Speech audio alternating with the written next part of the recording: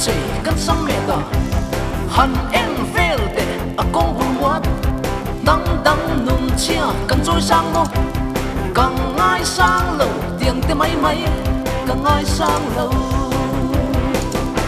Sunday ni aki kor tuan ha Punjabi dress ne na leng hi ka du teu lo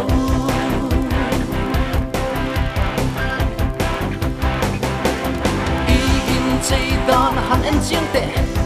Christian in chei an reng em Christian kan rang in chei dan tu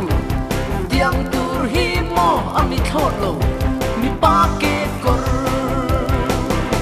Sunday ni aki kor tuan ha Punjabi dress ne na len hi ka du teu lo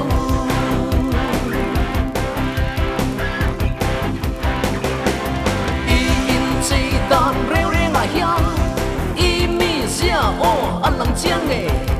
eng ram eng nam nge ini le mi sâu kan ram ini ngai chua bai ngat bat ro Sunday ni aki kor tuan ha Punjabi dress ne na len hi ka du teu lo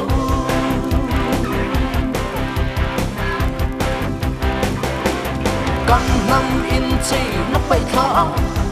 nam dang in chei na choi sang tu leng dang chui thang va ro de bon for pui mai mai atan lo chua an du lo chi Sunday ni aki kor tuan ha Punjabi dress ne na len hi ka du teu lo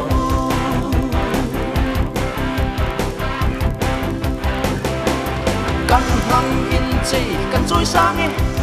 Christian in chei kan ngai sang e kan nam in chei hum hal turi nam dang in chei na kan lak chua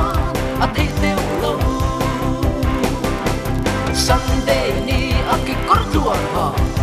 Punjabi dress ne na len hi ka du teu lo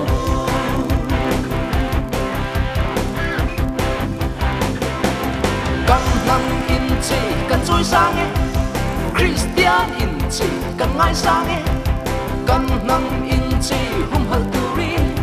kan nam in chei kan choi sang e kan choi sang e Sunday ni aki kor tuan ha Punjabi dress ne na len hi ka du teu